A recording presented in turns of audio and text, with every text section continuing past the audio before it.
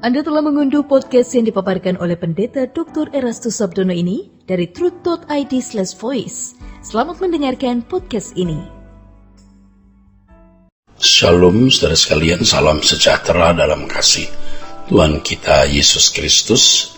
Kebenaran hari ini, Erkomai. Saudaraku, betapa jahatnya ajaran yang mengesankan bahwa tanpa usaha atau proses pendewasaan yang benar, atau tanpa usaha mengalami perubahan kodrat, seseorang bisa memiliki perdamaian yang ideal dengan Allah. Yesus memang mati untuk semua orang, tetapi tidak semua orang memiliki kesempatan untuk diperdamaikan dengan Allah dalam harmonisasi hubungan yang eksklusif antara Allah sebagai Bapa dan orang percaya sebagai anak, sesuai dengan rancangan Allah semula. Harus ada perjuangan untuk mengalami perubahan yang memadai guna mencapai kehidupan yang diperdamaikan dengan Allah. Alkitab juga mengatakan bahwa hanya orang suci yang akan melihat Allah. Artinya yang diperdamaikan dengan Allah. Hanya orang suci yang akan diperdamaikan dengan Allah. Keselamatan yang di dalamnya ada perdamaian dengan Allah disediakan gratis, tanpa usaha dan jasa manusia sama sekali. Tetapi memiliki dan mengenakan keselamatan sehingga memiliki persekutuan yang benar dengan Allah atau perdamaian dengan Allah bukan sesuatu yang gratis.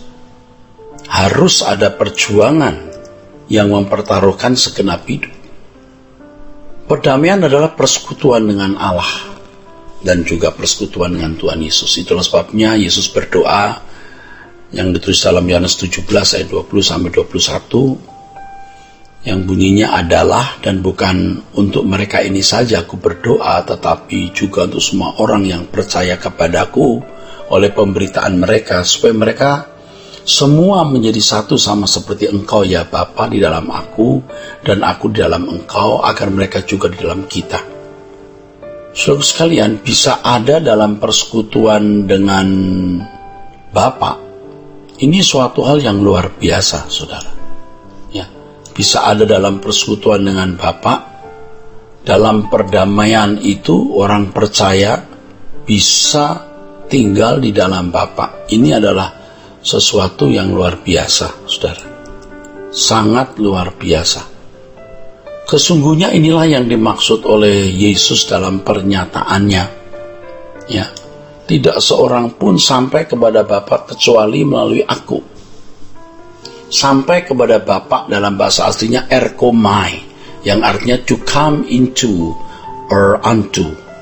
Datang untuk masuk. Datang masuk. Banyak orang Kristen memahami pernyataan Yesus tersebut sekedar bahwa di luar Kristus tidak ada keselamatan. Kalau hanya untuk menjelaskan bahwa di luar Kristus tidak ada keselamatan, Kisah Rasul pasal 4 ayat 12 menyatakan bahwa di bawah kolong langit ini tidak ada nama yang di dalamnya manusia beroleh keselamatan, tetapi hanya melalui nama Yesus.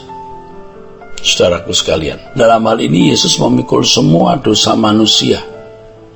Semua dosa manusia. Tetapi dalam Yohanes pasal 14 ayat yang ke-6, ayat itu menunjuk hubungan yang khusus dengan Allah. Kalau ibarat sebuah visa, orang bisa mendapat visa untuk masuk Indonesia, tapi bukan atau belum tentu bisa masuk istana guna bertemu dengan presiden. Kalau masuk istana tidak cukup hanya visa, harus menjadi keluarga presiden atau orang penting presiden atau yang bertalian dengan pekerjaan kenegaraan atau istana. Sampai kepada Bapa itu artinya sampai masuk istana, saudara. Ya, ini maksudnya. Memang benar di luar Kristus tidak ada keselamatan, tapi Yohanes 14 ayat 6 tidak cukup hanya dipahami sekedar bahwa di luar Yesus tidak ada keselamatan.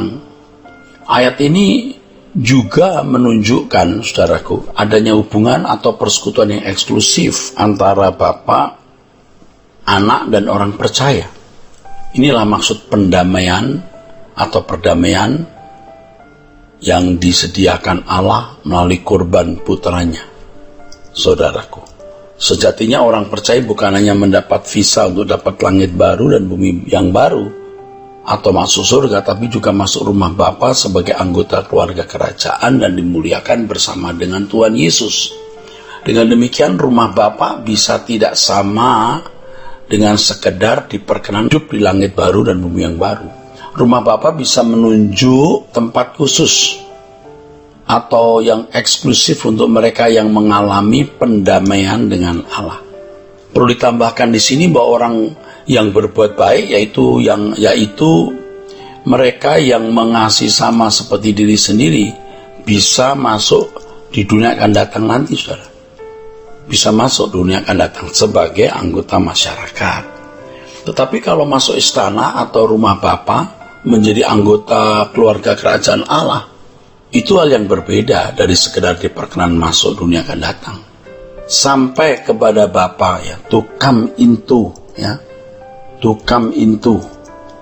Ini sesuatu yang beda, yang khusus, ya, luar biasa. Untuk bersekutu dengan Allah adalah inti hidup kekristenan yang benar. Inilah inti berkat keselamatan atau jantung dari kehidupan Kristen. Jika seseorang bisa mencapai kehidupan seperti ini, maka sebenarnya itu lebih dari segala sukses dan keberhasilan apapun di dunia ini. Itulah harta abadi.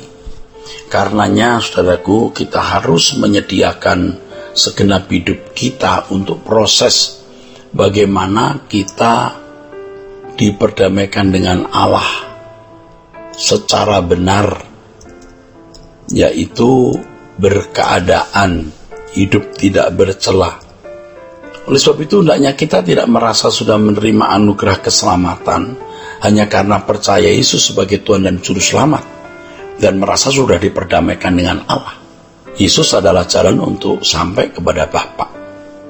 Harus dipahami dari dua aspek, secara aktif dan pasif. Keselamatan dan pendamaian tidak bisa berlangsung hanya dari satu aspek atau hanya dari satu pihak saja.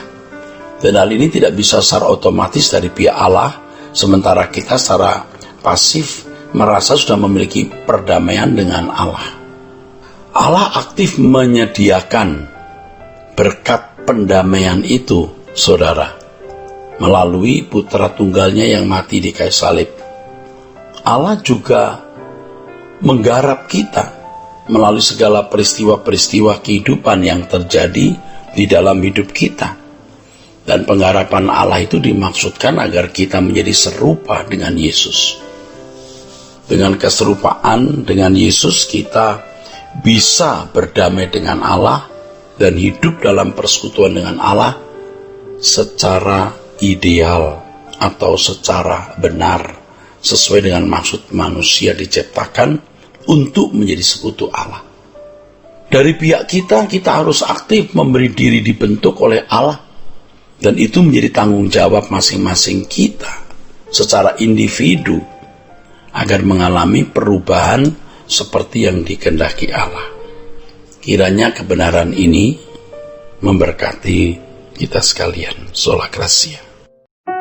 Untuk berlangganan renungan harian dalam bentuk cetak, silakan hubungi Truth Literatur di nomor telepon 0878 7870 7000. Untuk mendapatkan CD khotbah, MP3 renungan Truth, dan CD album lagu produksi Sola Gracia, Anda dapat menghubungi di hari dan jam kerja di nomor telepon 021 638 60953. Tuhan Yesus memberkati.